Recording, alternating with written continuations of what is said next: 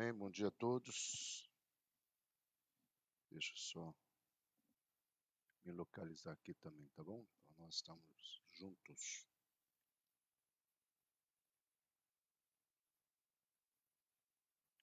Amém.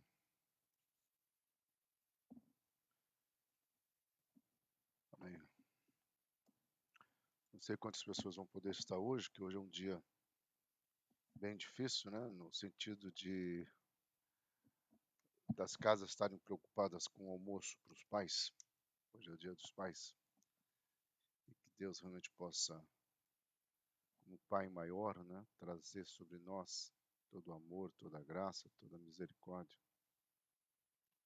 que vem da paternidade sobre a minha vida, sobre a tua vida e sobre a Monte Hebron, em nome de Jesus, tá?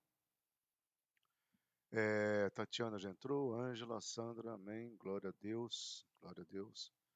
Vamos orar. Pai querido, nós queremos em primeiro lugar te agradecer, Senhor, nesse dia que no nosso calendário nós separamos para comemorar o Dia dos Pais.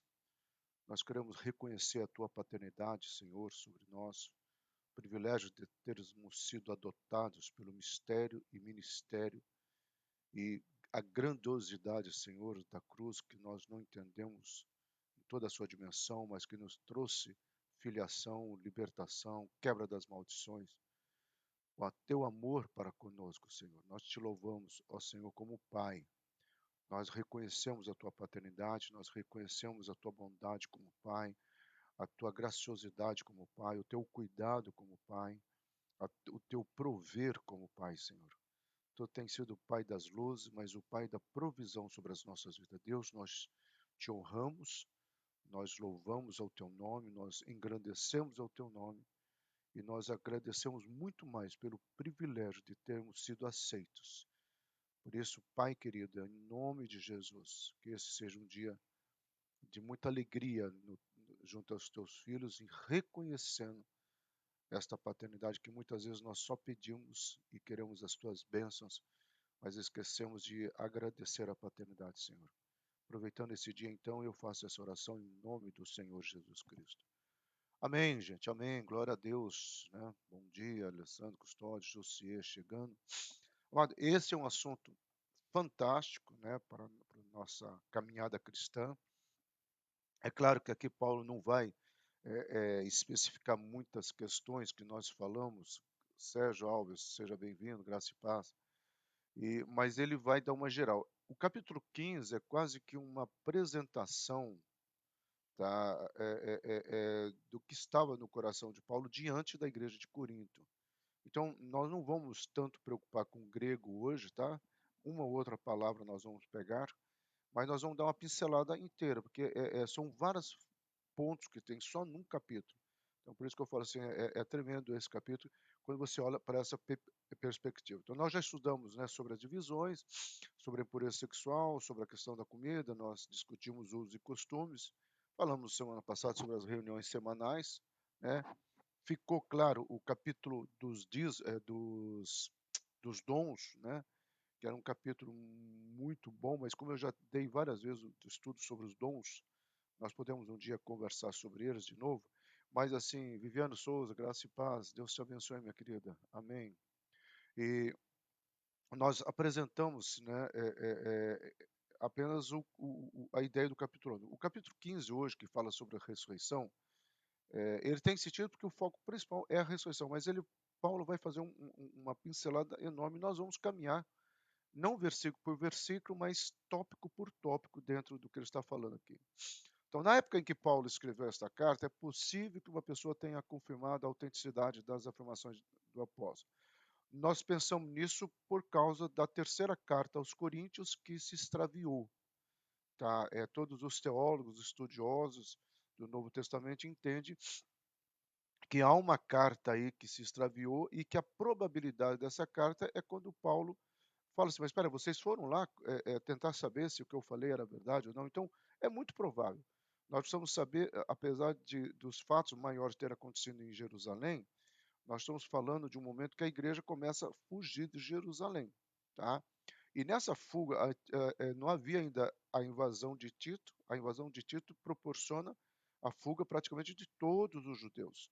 Mas os cristãos já começaram a se afastar antes por causa da opressão, e principalmente pós-morte de Jesus, o Sinédrio faz uma perseguição mais cruel a esses remanescentes, porque eles estavam falando que Jesus ressuscitou. Aí começa toda aquela questão do que se falou das mentiras ou não. José, se você estiver me escutando, fala do som, se está bom, está alto, porque eu mexi antes de começar, tá? Para não acontecer o que aconteceu da vez passada, tá bom? Eu sei que tem um stream aí, quando você me respondeu, eu já continuei aqui, tá? E você sabe disso. Amém? Então, assim, é provável que as pessoas foram atrás. A outra probabilidade, gente, é que muitos dos 500 que viram Jesus não eram só de Jerusalém. Eles eram de várias regiões. E aí eles com certeza chegavam na Ásia Menor, porque a Ásia Menor foi, tanto a Ásia Menor quanto a Jordânia, ali, o noroeste, né, de Israel, passou a ser um lugar assim. Ah, obrigado, já respondeu aqui. Passou a ser um lugar de auxílio, né, de hospedagem desses discípulos que fugiam.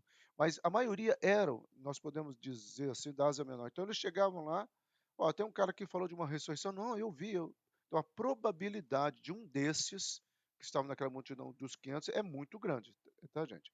Então, a maioria dos 500 irmãos que viram o Cristo ressurreto, bem como todos os apóstolos, e Tiago, o meio-irmão de Jesus, essa expressão meio-irmão é uma expressão que os pais da igreja, Tertuliano, passam a usar por causa da figura de Jesus, né, Deus, filho do Deus e nascido de Maria. Então eles colocam isso aqui, mas eu fiz questão de mantê-lo, porque talvez você vai estudar um dia sobre esse período, ou vai estudar o livro de Tiago, você vai ver que Tertuliano, Ambrósio chama Tiago de meio-irmão, meio-irmão.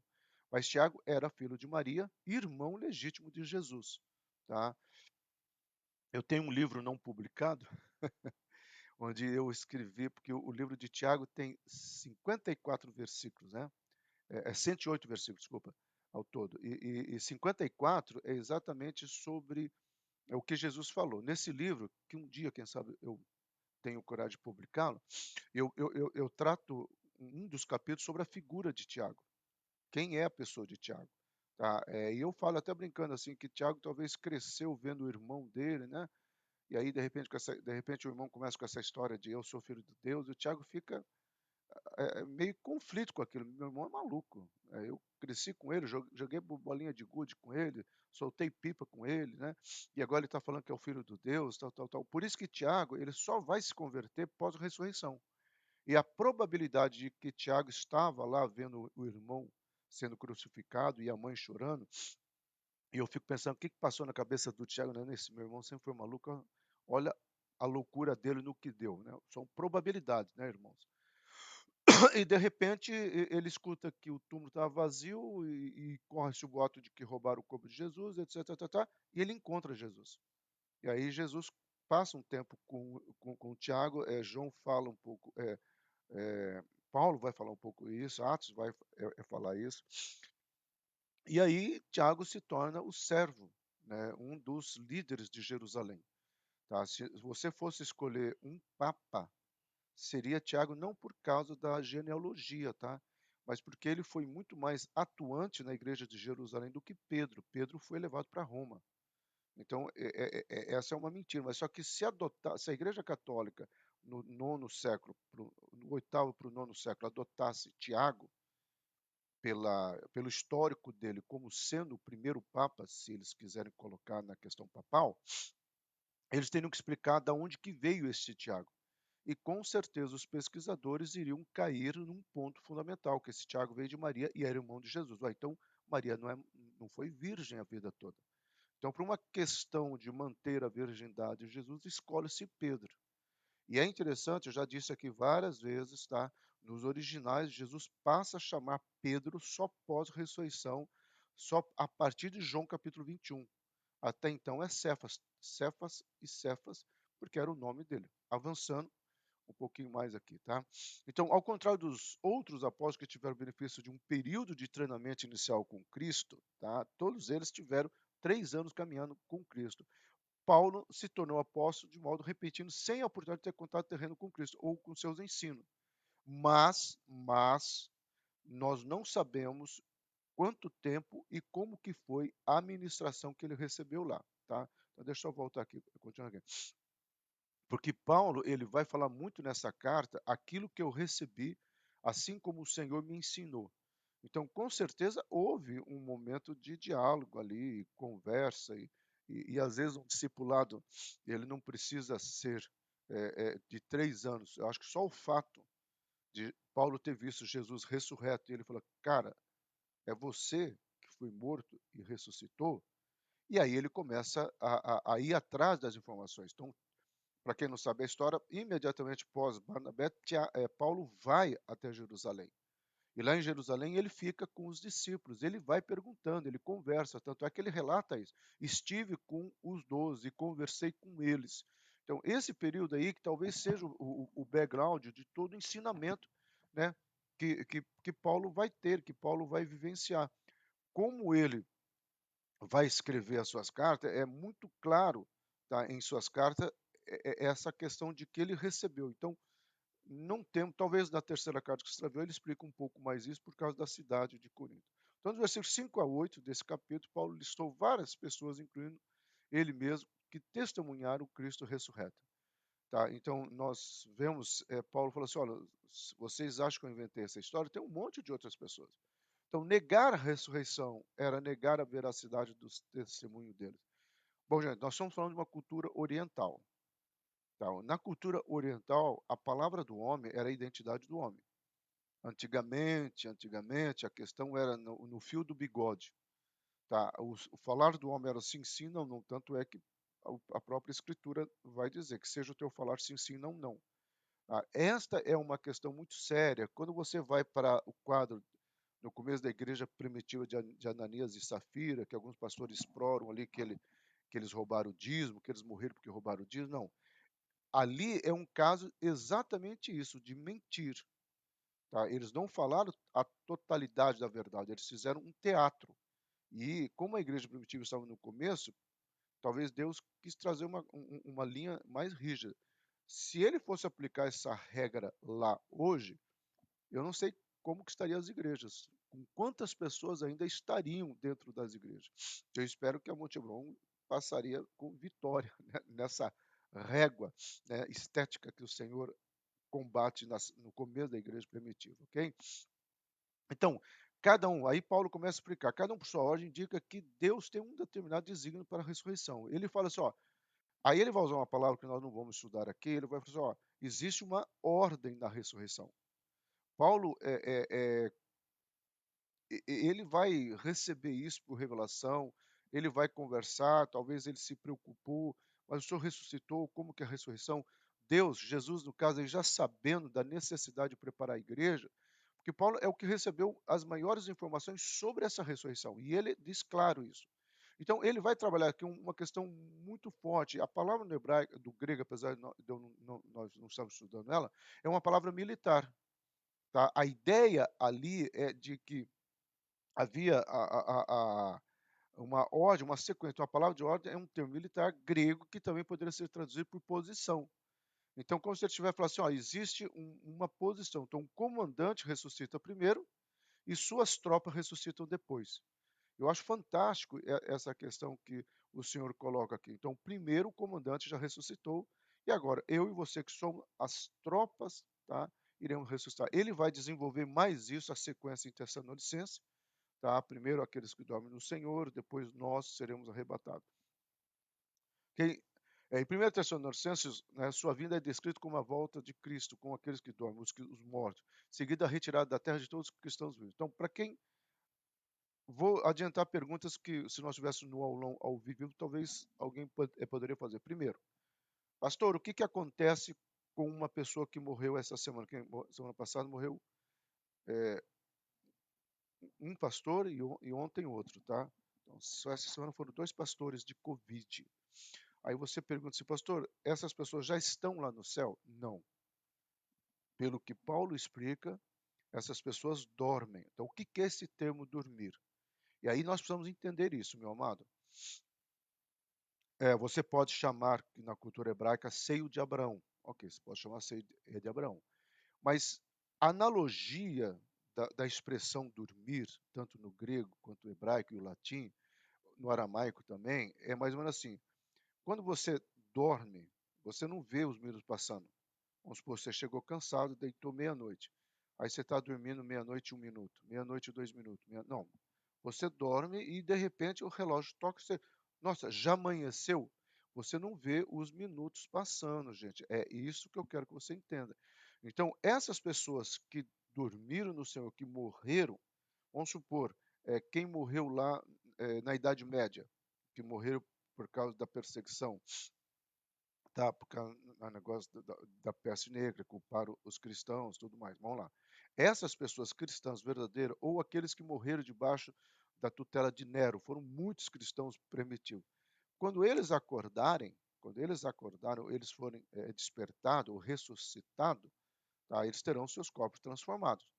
Mas para eles é como se eles tivessem acabado de morrer. Por isso que Jesus fala para o preso na cruz hoje, e ele usa uma palavra no grego mera, que é uma palavra muito forte, tá? É um cronos dentro do kairos. Tá? É como se Jesus falasse o seguinte: olha, hoje mesmo, no meu tempo, mas também no seu tempo, estarás comigo no paraíso. Tá? Então, assim, por isso que o Senhor fala que 1000 anos é igual a um dia é igual a 1000 anos. Nós não temos a condições, tá, dentro da nossa estrutura cognitiva, de compreender a dimensão da ressurreição. Nós podemos ter esses vestígios. Ah, pastor, então como é que vai ser? Repetindo, tá? Imagina, toca-se a corneta, né? O céu começa a se abrir, toda a terra, todo o olho verá, e os mortos nos mares, nas guerras, todos eles ressuscitarão com seu corpo transformado, tá? E à medida que eles vão subindo, nós que estamos vivos, se estivermos até o arrebatamento, automaticamente também começaremos a ter o nosso corpo transformado também e subirmos. Tá?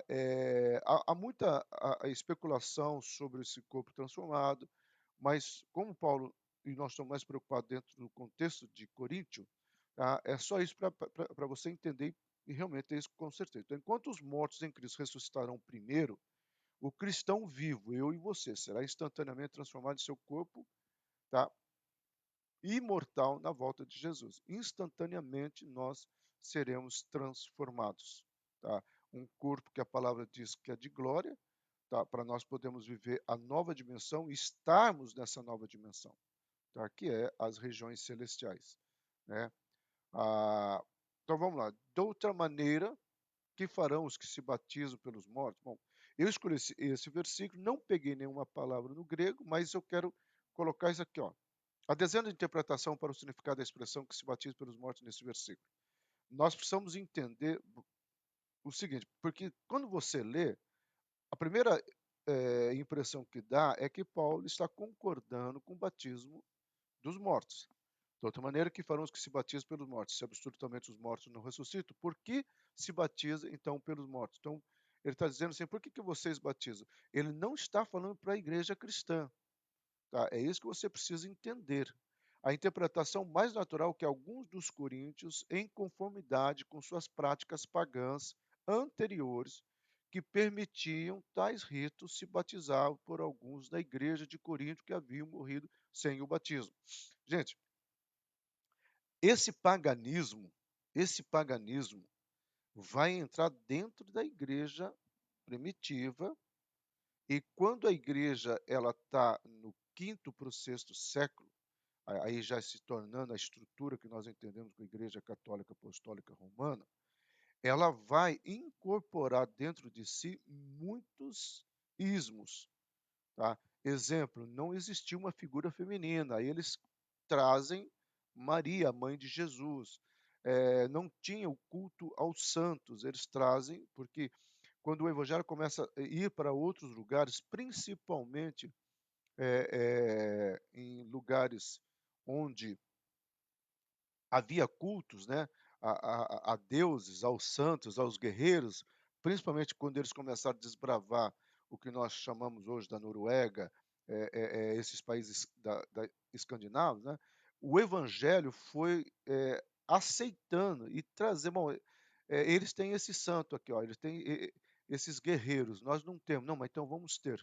Então vamos trazer os santos. Começa. Então, entre o quinto século e o oitavo século foi um dos piores séculos para a história da igreja.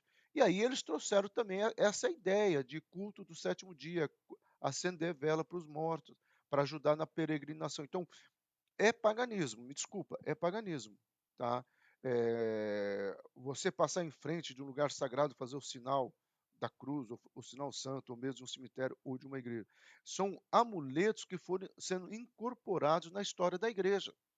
E com isso, o cristianismo vai perdendo muito da sua autenticidade. Quando Lutero rompe com isso, é claro que Lutero poderia voltar a muitas questões, mas Lutero continuou sendo católico, eu entendo bem isso, tá? E ele vai talvez trazer uma nova interpretação, uma nova visão, que vai nascer o luteranismo. Aos poucos, amados, aos poucos a igreja vai se afastando e a igreja vai voltando a ser chamado dos remanescentes, a igreja vai voltando a olhar para as escrituras, a interpretar as escrituras à luz do que é realmente. Então, esses usos e costumes de acender vela, culto do sétimo dia, eh, uma série de outras coisas, a igreja foi entendendo que biblicamente aquilo não se faz necessário. A igreja sempre vai viver esses ismos, né? Hoje nós vivemos as quebras de maldições, que é importante, mas da maneira como é apresentada, de uma coisa assim, onde se não fizer não tem jeito, anula toda a obra da cruz. Então, o ato, muitas vezes, de quebra de maldições é mais forte que o ato da cruz. Tá? O ato da vela, o ato da missa, o ato do culto, até o culto religioso cristão, pode ocupar o lugar de Cristo, ou seja, o sacrifício de Cristo fica em segundo plano. Então, essas preocupações que nós precisamos ter. Por isso que nós cristãos entendemos que existe um mediador só, tá? Que é Jesus Cristo. Tá? Maria, ela morre, mas a igreja, já a partir do quarto século, ela começa a venerar Maria, e é só do sétimo para o oitavo é instituído o culto a Maria, e assim vai. Quando nós estudamos a história da igreja, se lembra?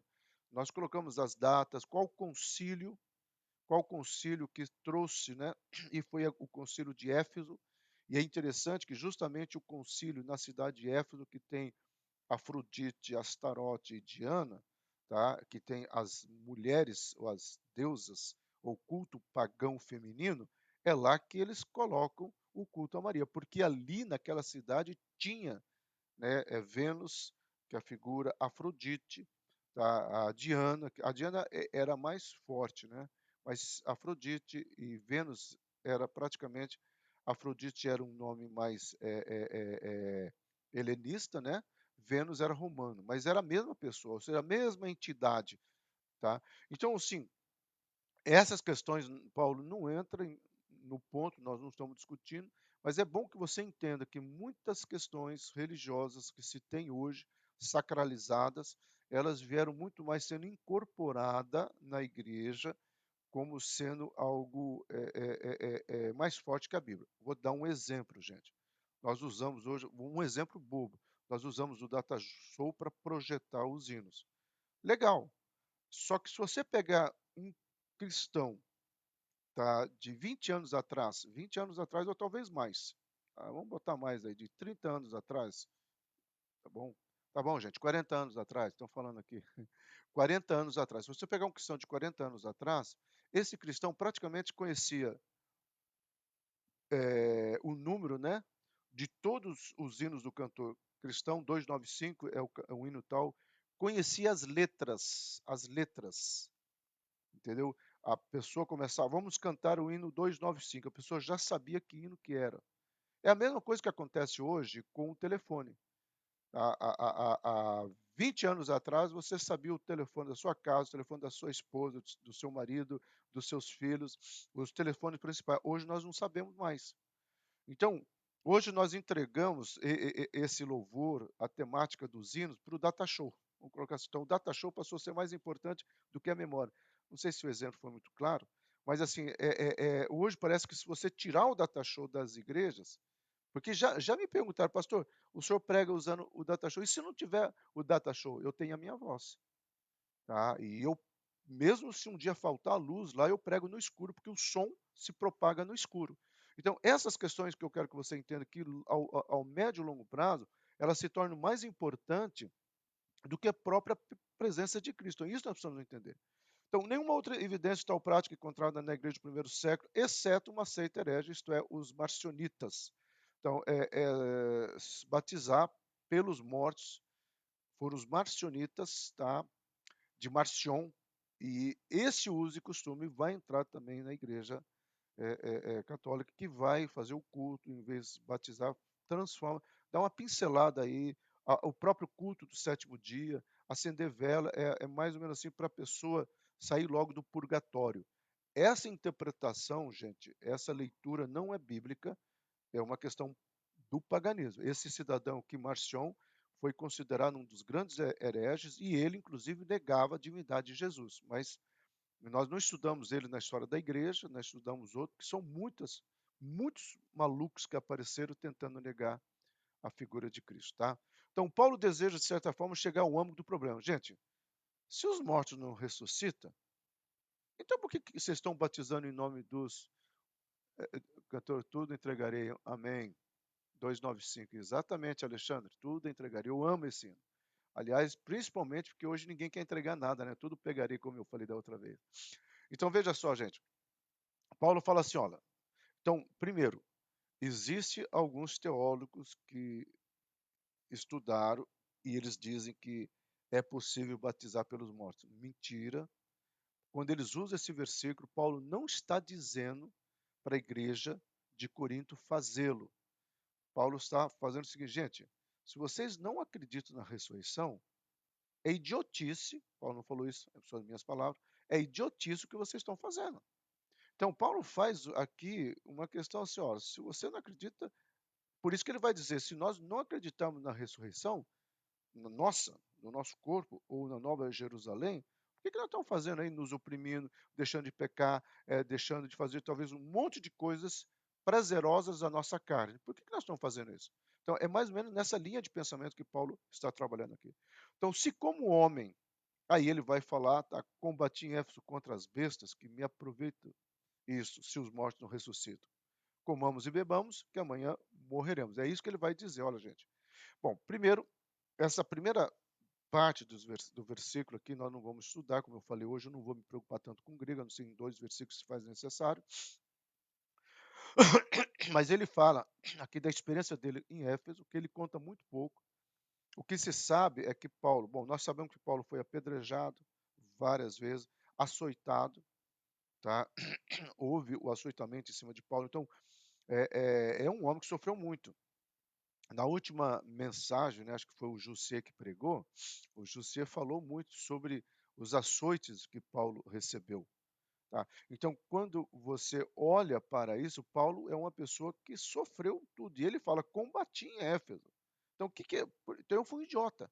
Eu estava combatendo por uma mentira, eu estava sofrendo por uma mentira. Gente, preste atenção aqui.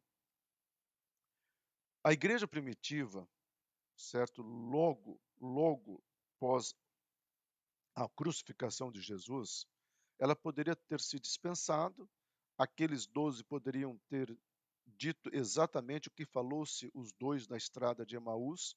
Ah, era um cara que se levantou no nosso meio, um profeta, mas ele foi morto, acabou. Ele falava bem, tá? Mas por que a igreja ou esse grupo viu, 500 pessoas viu Cristo ressurreto, eles tiveram condições de enfrentar Roma e os seus leões e os seus coliseus. Por que eu estou falando isso? Porque seria muito idiota por parte desse grupo enfrentar tudo que eles enfrentaram, serem queimados vivos, crucificados, jogados aos leões, se eles não acreditassem na ressurreição. E para mim, a maior prova da ressurreição, fora a minha experiência com Deus, é que essas pessoas enfrentaram tudo. Eles não eram masoquistas. Nós gostamos de sofrer, queremos sofrer automutiladores do próprio corpo. Não. Eles sofreram tudo aquilo que eles sofreram porque eles viram. Então, ele dá testemunho sobre a sua convicção e de alguns dos desafios que enfrentou enquanto pregava o evangelho. Ele fala: nós enfrentamos tudo isso por causa das nossas convicções. Então, o apóstolo, por sua vez, vai argumentar contra esse ensino que, como base, ele utiliza a ressurreição do próprio Jesus, que era conhecida e crida por todos, tendo sido literal, isto é, Jesus ressuscitou corporalmente antes de voltar ao céu. Né? Nós sabemos, o livro de Atos vai relatar, os evangelhos vai contar esse momento, mas principalmente a questão da igreja. Então, aí o que Paulo faz? Paulo vai fazer isso e Paulo entra, por isso que falo, o capítulo 15, ele vai mudando. Aí ele vai pegar essa história e vai falar da semente. Então, o ensino continua e Paulo nos diz que para a ressurreição do corpo glorificado é necessária a morte do corpo natural. Nesse momento, ele utiliza a ilustração de uma semente. Paulo era um cara altamente didático e ele está falando para um momento onde as pessoas entendiam muito sobre essa questão. Então ele fala: olha, tá vendo a semente não é plantada, enterrada, e lá ela morre, mas ao morrer ela não ressurge. Então esse ressurgir é o que acontecerá conosco. Então nós vamos morrer, mas iremos ressurgir. Então, Paulo faz essa analogia que a igreja vai entendendo, né? Então, ele diz que para que a semente se torne em planta, eu errei aqui, tá? Não é em plante, é planta. E dê fruto é necessário que ela primeiro morra. Então, é isso que Paulo está falando assim, ó, é preciso que você entenda isso. Então, Paulo está dizendo que para que haja ressurreição, primeiro, se Jesus voltar hoje, nós não passaremos pela ressurreição, nós passaremos apenas para a transformação dos nossos corpos. Se caso alguém que já morreu, essa pessoa que já morreu terá a ressurreição e também o seu corpo transformado. Tá? É algo fantástico, fantástico. Eu tenho falado muito, inclusive a Nancy que está na plataforma, a gente tem conversado muito sobre essas visões, essas questões da volta de Cristo.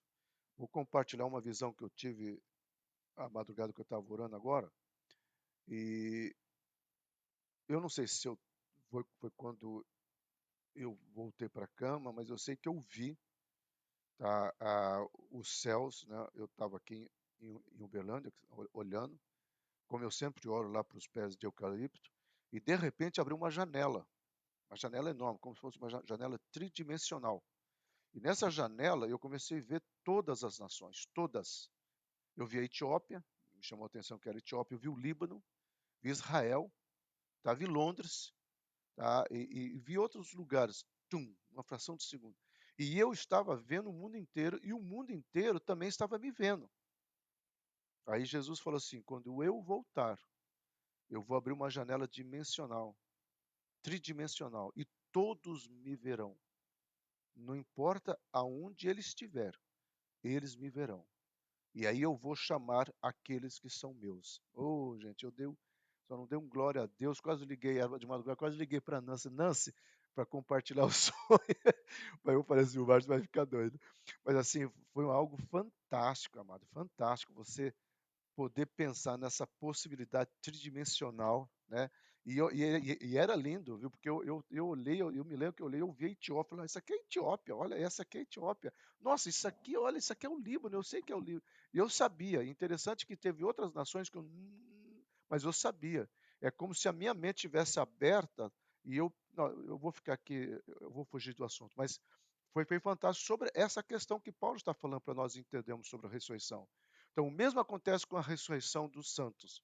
Primeiro, a morte do corpo natural, para em seguida a ressurreição em um corpo glorificado. Então, lembrando o que eu falei no começo do estudo, a pessoa que morreu há 3 anos atrás, ou esses pastores que morreram hoje, tá? Que morreram hoje, eles estão.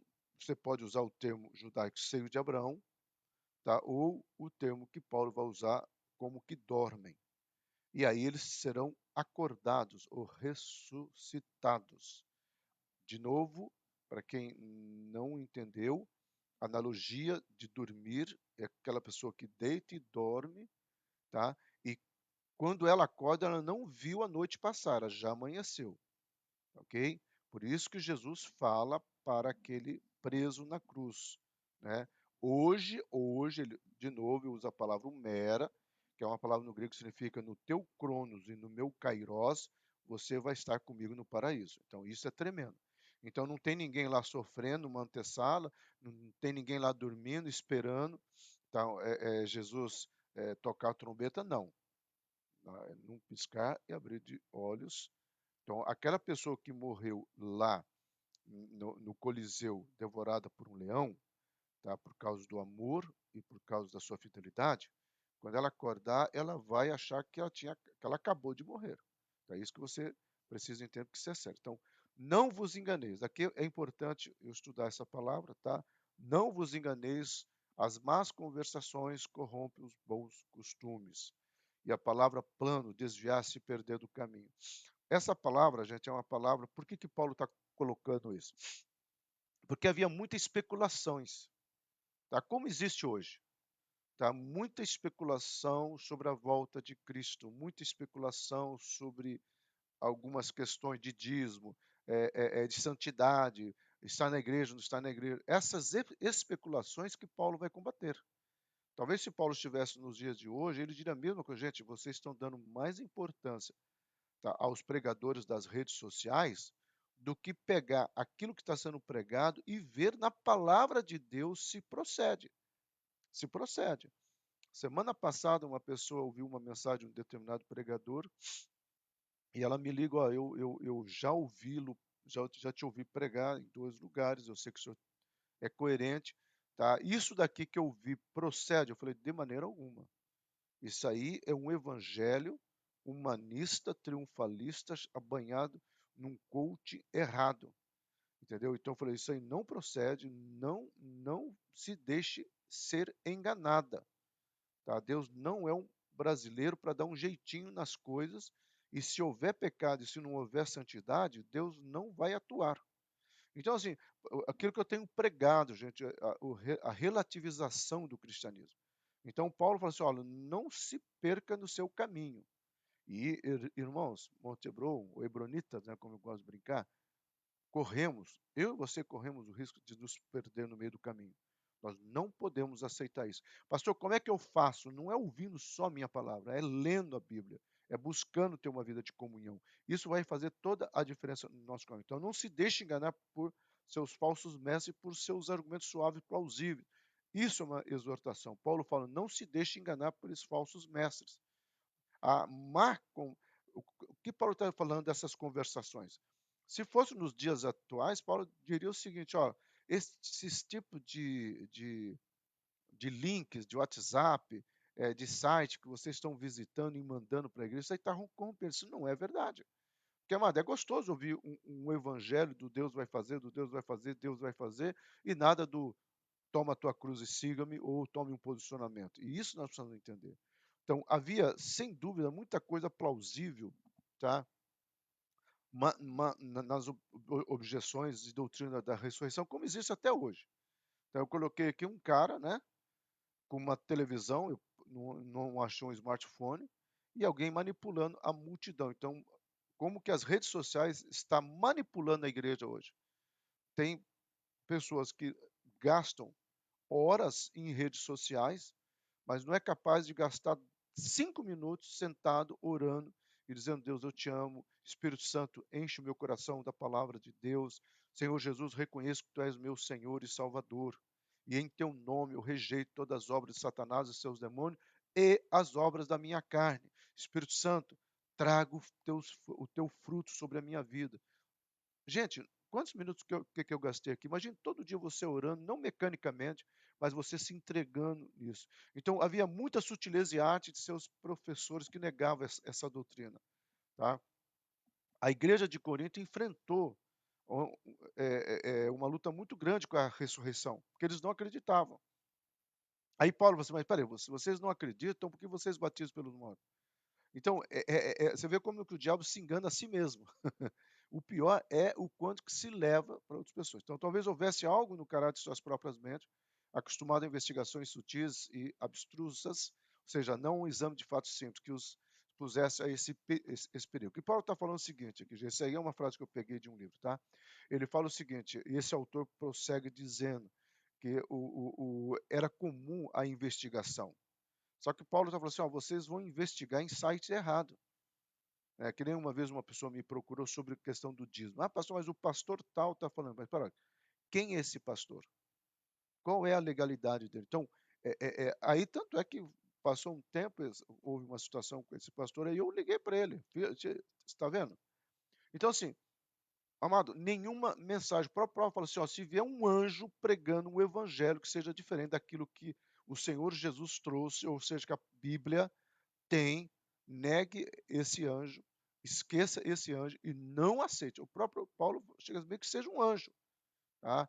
Então, nós precisamos aprender a ler e a buscar e a viver. Então, até agora, eles estiveram envolvidos em uma discussão sobre o assunto. Ele agora pede que eles tomem cuidado para que não sejam enganados.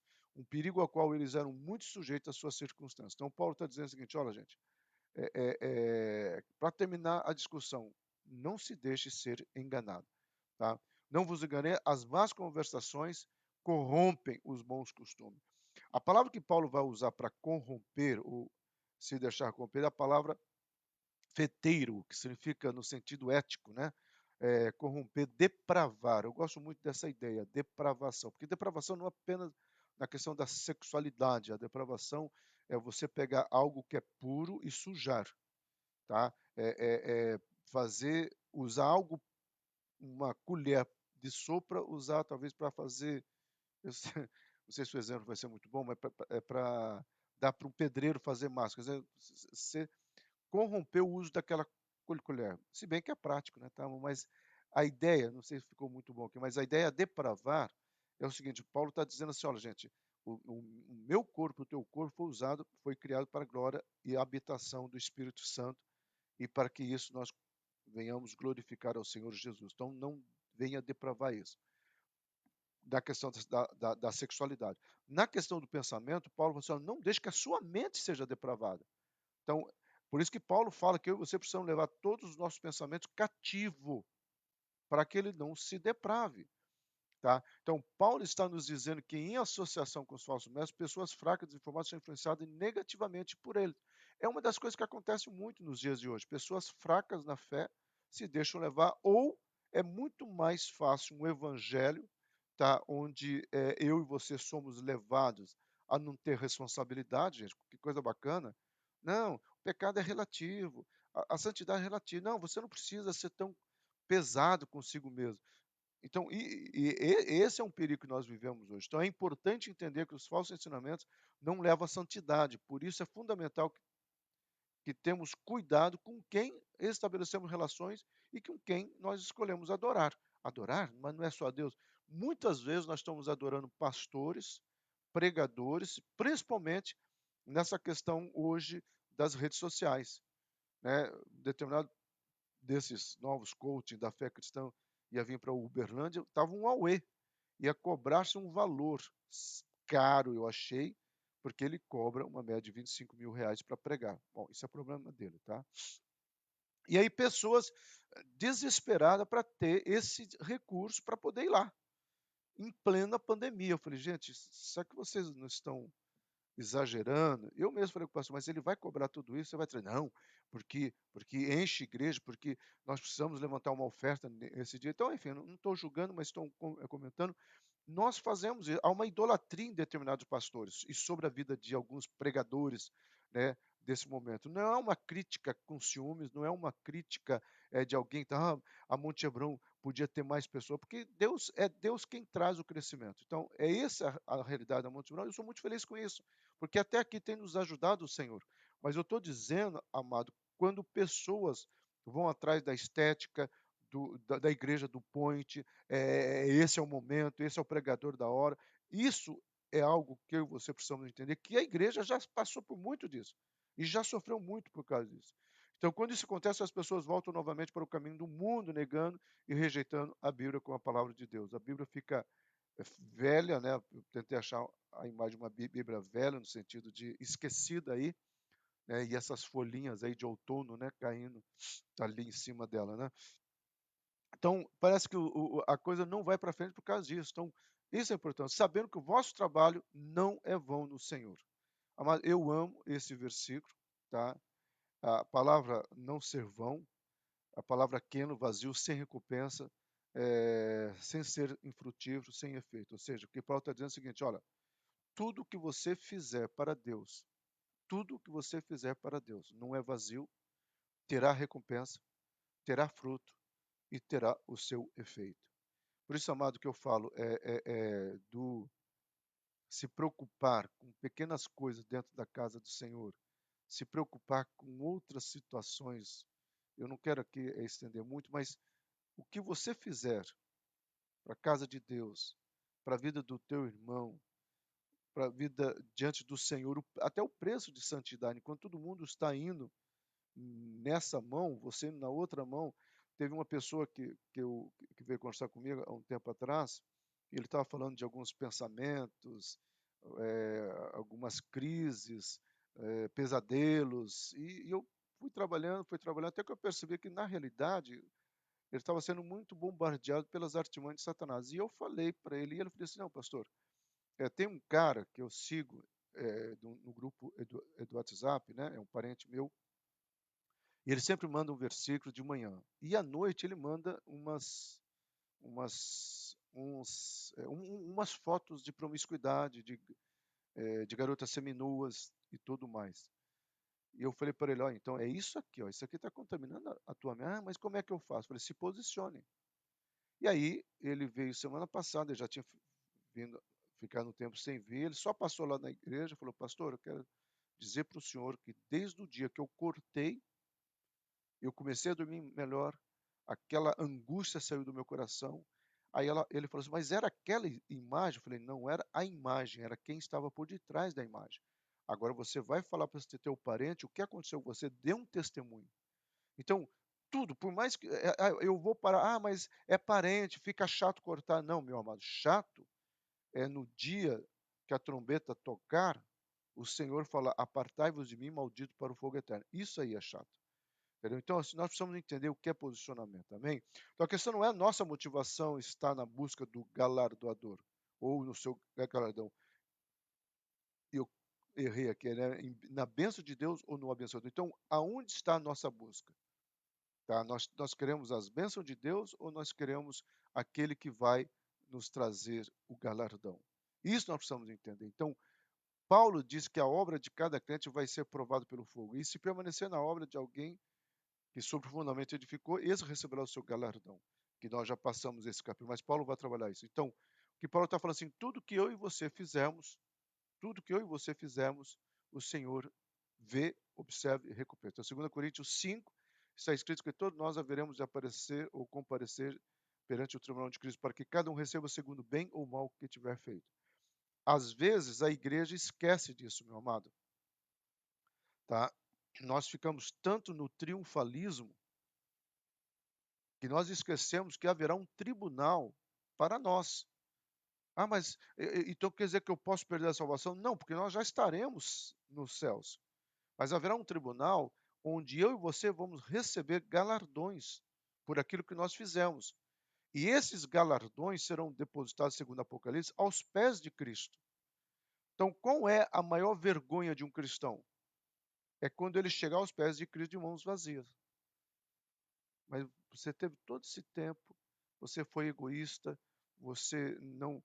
Uma cesta básica, uma oração, quando aquele pedido é de orações que a pastora sempre manda, aí você vê, Senhor, eu quero gastar agora esses minutos abençoando, orando sobre tal situação. Amado, tudo o que nós fazemos não é dispersado. Enfim, para nós encerrarmos, Deus sabe e conhece e recompensa a nossa fidelidade, nossas atitudes e os nossos comportamentos.